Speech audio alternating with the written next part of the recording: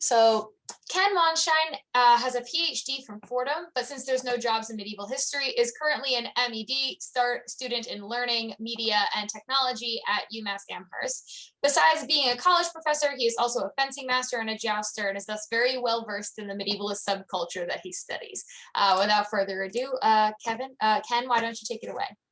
Thanks. So everyone hear me okay? Excellent. So I am billing myself as an independent scholar here because what I am doing, which is kind of different from the previous papers, is wasn't reviewed by an IRB, Institutional Review Board, so I don't want to get in trouble. But what I am doing here is I am taking a statistical and polling approach, a research-based sociological approach to the medievalist communities that we study. Our medievalist communities are seen, as many of the papers in this conference have discussed, as having attitudes that we consider undesirable or problematic, from being white supremacist to simply misusing or being inaccurate with the past. Unfortunately, we don't really have granular information about what are they really thinking? Who are these people? What are they thinking? We see epiphenomena, we see things pop up, we can take anecdotes, but to really study them, we ought to do some primary research of our own. So we primarily rely on anecdote, on description, and exegesis of these communities. Example, Cord Whitaker's exegesis of Rusty Lloyd in post-medieval, if you've seen that, where Cord goes on about Black Knights. What does this mean to the viewer? What does this mean to the onlooker? At no point was Rusty asked about, well, how do you feel about that, or about the, me using this photograph of you in this way. The photographer actually granted Cord the rights to use that, but what does this mean to Rusty? Or is Rusty just an object to be discussed with an academic gaze and to be dissected? So my question is, can we perform a demographic survey in order to get a quantifiable statistical picture of attitudes? So I know that you were promised that there would be no math, but those were lies. There's going to be math. However, I'm going to explain all the math and all the statistics to you. I took a part of my MEd program, I've been studying statistics, and I said, wow, this is really useful.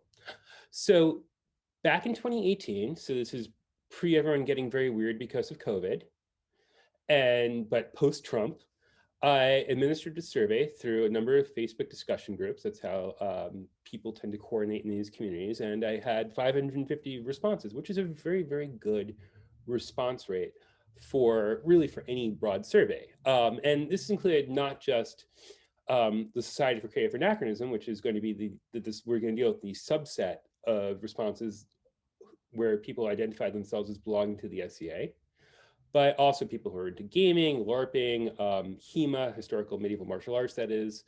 But we're going to concentrate for our purposes here on the 253 individuals who identified as SCA members, which is still a very good sample size. I am going to apologize in advance for the incomplete nature of this project. I just crunched the numbers yesterday. It's been a hell of a semester. I'm taking a full course load, plus running my own business. So just a little background on the SCA if you don't know about it. This is taken from the homepage of the SCA, sca.org, founded in 1966 by science fiction writers in Berkeley, California, incorporated as a 401c3 in 1968. They claim to have 30,000 members and as many non-member participants, which has fallen off quite a bit. There's a bit of controversy in the organization as of late. It's organized according to a kingdom system. What this means effectively is that there are twice a year tournaments in which men, and it's almost like 99.99% of the time men, bash each other with sticks for the right to become king at arms and to rule these particular kingdoms. Most of you, I assume, because we are medievalists, I assume I'm not telling anyone here something they don't know. What is interesting is that currently the organization is sort of tearing itself apart over equity and diversity efforts and controversies and hate speech and what is hate speech. And also there are, some people are bad actors in the organization as elsewhere. The annual big 10,000 person event was canceled for COVID this year, but the campground that does it is going to run its own event, and people are upset that the bad actors who have been banished from the regular organization are going to show up to that. None of which is really relevant to my paper, but it does let you know that things have changed somewhat and are changing since that happened, since I did this survey. So it's just a map of SCA kingdoms, the way they divide it up. It's been remarked that, well, what they're really doing here is that notice that Europe is just one kingdom. It also includes South Africa and bits of other places, but then actually all the places that are SCA heartland are colonized land, right? There's a bit of an irony to this, right? This is a medievalism on colonized land. So we're dealing here really with, of course, very much medievalism, right? The idea, the image of the Middle Ages transported completely out of its context. So in this, and I'm using the passive language of sociology, but it was me, we're asked about their attitudes in about 20 categories using a Likert scale. If you ever filled out a survey, do you agree with this? Do you strongly agree with this? Do you disagree with it? Do you strongly disagree with it? That's called the Likert scale. So 1 through 5. 1 strongly disagree, 5 is strongly agree. I also asked them for demographic and other information, but people were anonymous, identified only at the timestamp. And then I turned these things into composite scores because I asked both questions. I asked questions really from two ends. Do you agree with this? Do you disagree with this? So you need to kind of correct that for that to take an average. So you take the first score. Do you agree with this thing? We'll see. You'll see how this works. I'll show you the questions in a second. And then 6 minus the other score divided by 2 to get an average. So let's look at these things. So objective truth. There is a objective truth in study of history, or the truth looks different depending on where you stand, right? So obviously, if you strongly agree with this one, you're going to strongly disagree with the other one. So 6 minus the other score, and then that gives you a composite score. And that's usually considered more accurate than simply going with, well, what do you think about this? So the composite scores are here in this left-hand column. Then you can see the individual questions for the survey in the second 2 columns. Projection. I admire the Middle Ages as people who believed in better stuff. They're interesting, but they shouldn't guide our ideas of morality today. Study of conflict between peoples, important things to study besides conflict and warfare. Attitudes towards authority in academia. Academic study is useful. Taking classes in history, you can learn anything you need on your own. Anti-intellectualism, academic historians more concerned with ideology, versus we ask interesting questions that wouldn't be there, right? Authoritarianism, which you can, knowing what you know now about the SCA's structure, you know why I asked this, that people with more successful in competition should have more authority, rather those with more knowledge. Western achievements being watered down in multiculturalist world history versus medieval Islamic and Chinese science. We need to think about this. Attitudes towards positivism, right? Or, the idea of progress in history. Will the Muslim and Christian worlds always be in conflict, or, are we going to look at convivencia? Because, of course, that's an inherent thing. Attitudes towards transgender people, people who want to be, do you welcome into their communities, or are you bigoted?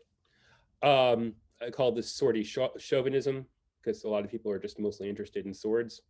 I mean, that's how I became a PhD in medieval history, swords and horses. Academics don't study what is really important.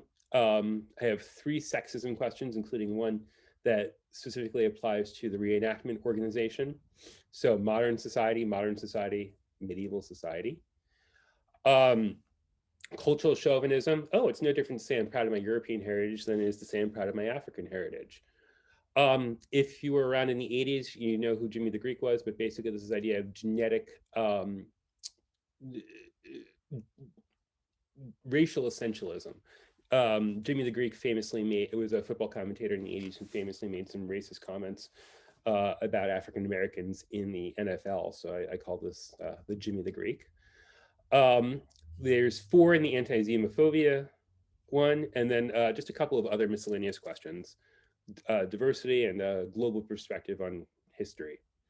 So then added to this, we've got the demographic questions. Where do you live? What do you identify as racially and ethnically, religiously? Can you read and speak languages besides the native? This was more important, I think, for the historical European martial arts, but also the idea that being able to speak another language gives you cross-cultural competency. Sex/gender, gender identity, and history courses you've taken. So now that we've got all that, you know what I'm asking. Let's do some social science. Not real med science. Remember that 1 is strongly disagree, 5 is agree, and of course I've got the histograms for any one question. So first, let's look at the demographic questions.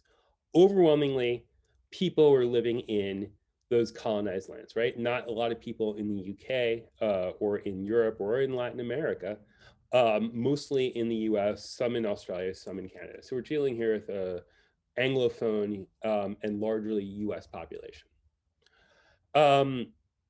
Most people identified as some, just without getting into all these, which got cut off, but most people identified as some species of white, right? European, Northern, Southern, whatnot. That being said, there's a lot of religious diversity, agnostic. This is Astaru, paganism, heathenism, Wicca, etc. Atheists, lots of atheists, not many Buddhists, Catholics, Christians, evangelical, Christians, Protestant, other, Jewish, none, not religious, other, or spiritual, but not religious. So rather diverse there, except not many Buddhists. Included, I find this non-binary, included non-binary, right? Including cisgendered, by and large male, with cisgendered women after that. Some people found it offensive. We'll probably say that they were probably white males, but we can't really assume that. But I did want to give people the option to opt out of that question. Surprisingly, most people identify, or quite a lot of people, most people, the majority, identified as being able to read and speak foreign languages, which I found very interesting. And history education. So this is what I remember from high school. And by the way, these are pure counts. Everything here is a count, right? So this is the histogram is a count. So what I remember from high school, I took some courses. The big ones, I took courses plus reading on my own. So we're talking here about people who's primarily self-educated, but they did take some academic history. This is majored in history or another humanities subject, majored plus reading on their own, and this is for postgraduate degrees. Okay, so let's look what the counts are.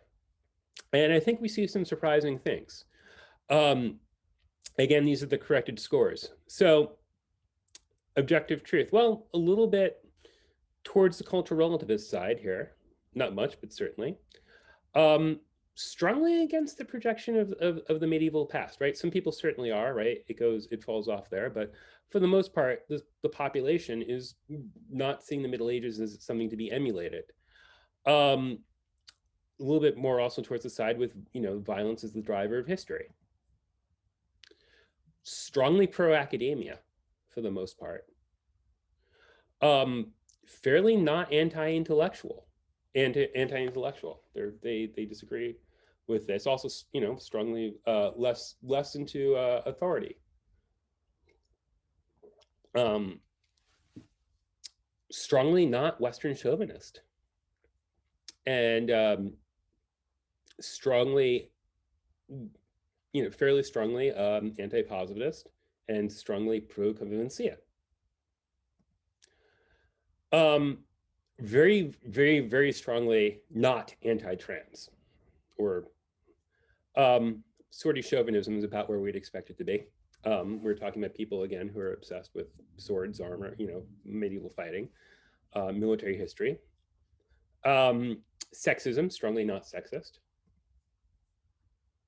This is interesting because this one's really kind of all over the place. We definitely have the largest amount of not cultural chauvinists, but there's a bit of a distribution there. The Jimmy the Greek score of racial essentialism, mostly strongly disagree. Mostly agree with anti-xenophobia. It's the strongest aggregate score. This one also, I asked for instance, because this one's all over, right? They're really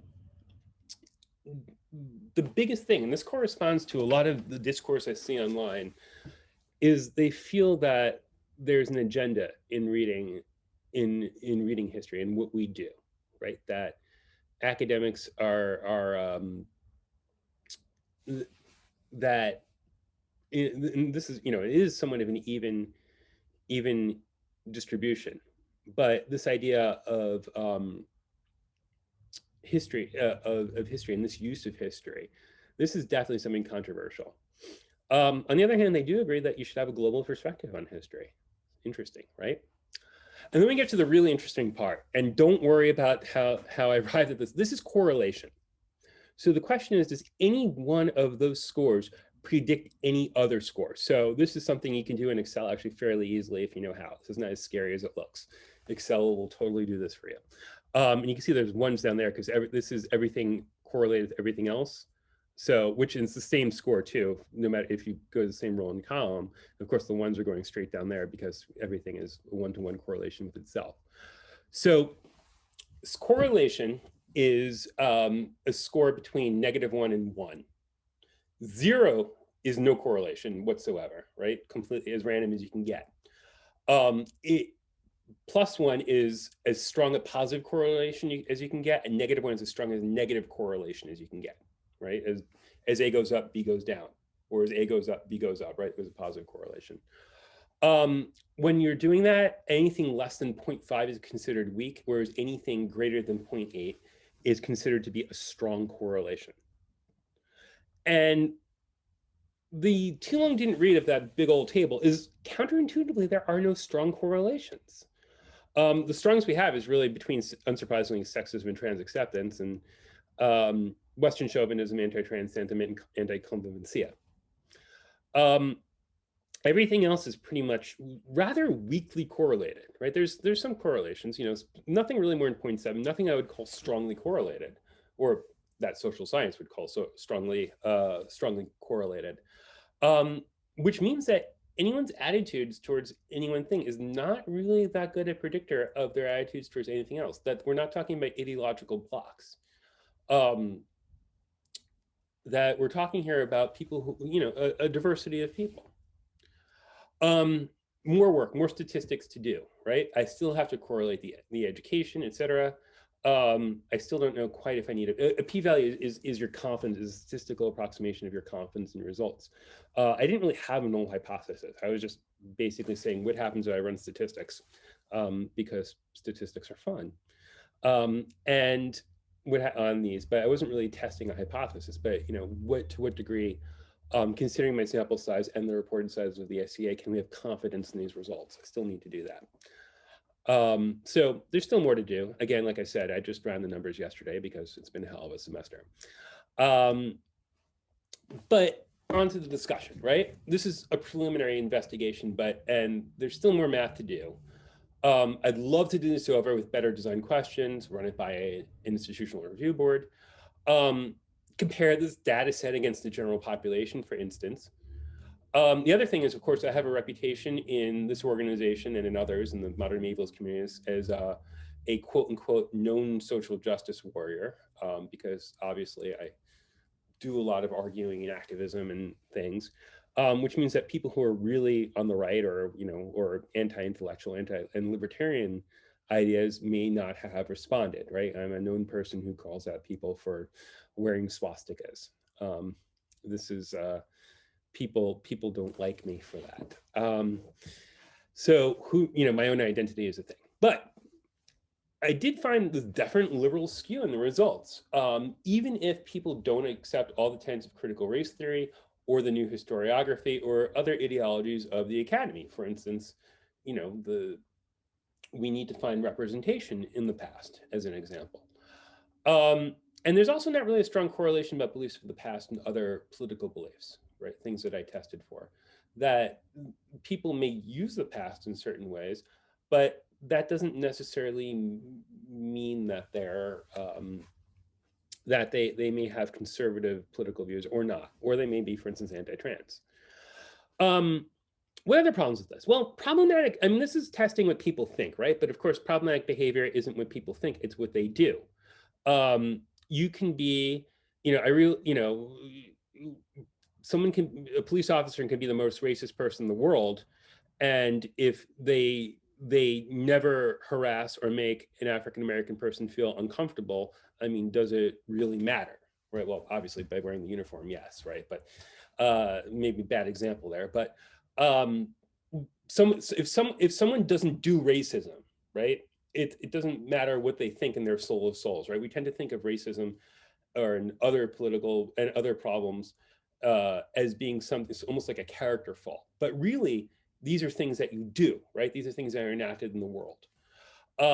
That's the big problem with this data set, right? Is that, well, okay, people may believe certain things, but is what they're doing actually harmful? Also, statistics are not ethics, right? Is creating an imaginary Middle Ages on colonized land inherently an immoral thing to do, right? Statistics can't determine this. But attitudes can be predictive of behavior, and statistics can be a powerful descriptor of attitudes. And I think that most importantly, if we really want to talk about these communities that we've been talking about and performing these exegeses on all day, we really want to ask them what they really think rather than making them academic objects of study, which is of course itself a form of classism and a form of colonization. Furthermore, I am going into instructional design and analyzing these results, asking questions, finding out what people think helps us better focus public education efforts, right? Medievalist.net, Public Medievalist, et cetera, right? Both of whom have written for it, as well as engage in harm reduction models without alienating our audience. And in instructional design, we got something called the ADDIE model, where it's a cycle where you analyze, you design it, you develop it, you implement it, you evaluate it, and then you repeat the cycle, and it's an iterative design process. Well, part of this is that you have to do your research and you have to evaluate then how you did with your product, with whatever media you have. Well, in that case, what we really do need to do is do some real, I think, social science-based, factually based analysis of our target audience.